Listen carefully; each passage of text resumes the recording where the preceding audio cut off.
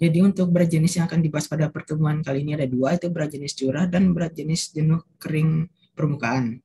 Jadi berat jenis curah atau bulk specific gravity ini merupakan perbandingan antara berat agregat kering dan berat air suling atau air jernih yang isinya sama dengan isi agregat dalam keadaan jenuh pada suhu 25 derajat.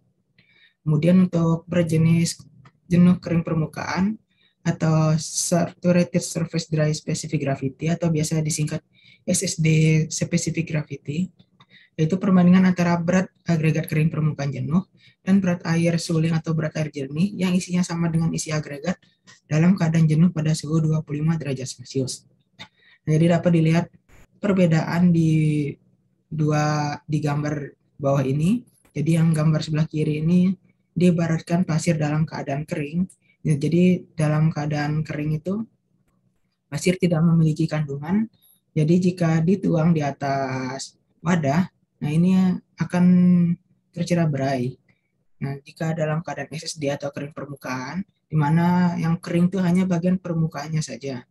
Jika kering permukaannya saja, maka di dalam pasirnya ini masih terdapat beberapa kandungan air. Jadi jika diletakkan di atas sebuah wadah, maka untuk pasirnya ini tidak tercerai-berai seperti dalam keadaan kering. Selanjutnya dalam keadaan basah, nah di mana dalam keadaan basah ini nanti pasir akan saling menempel dan misalnya dibentuk di satu cetakan, maka bentuknya akan mengikuti cetakan tersebut.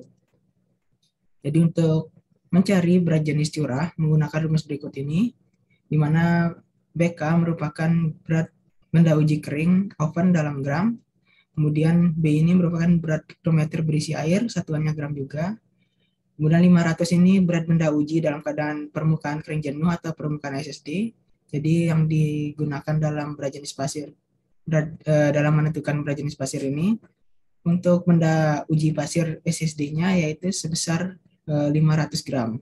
Jadi untuk semua berat jenis ini sama-sama menggunakan pasir SSD seberat 500 gram. Kemudian BT ini merupakan berat piknometer yang berisi benda uji atau berisi pasir dan air, satuannya juga dalam gram. Kemudian untuk peralatan dan bahan digunakan ini cukup banyak. Jadi yang pertama yaitu timbangan, kalau bisa timbangan digital, karena timbangan digital ini ketelitiannya lebih tinggi. Selanjutnya piknometer. Piknometer ini kapasitasnya 500 mm. Kemudian kon dan penumbuk. Jadi kon dan penumbuk ini nanti akan digunakan dalam pengujian berat jenis pasir juga. Kemudian pen sebagai wadah pasirnya.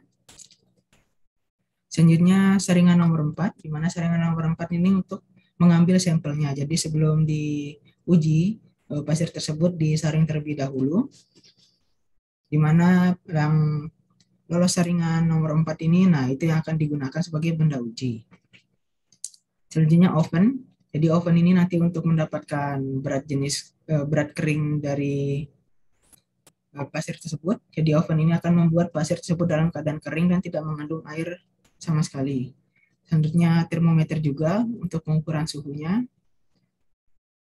Selanjutnya ada desikator dan juga ada pompa hampa udara. Dan tidak lupa juga maka perlu disiapkan untuk pasirnya.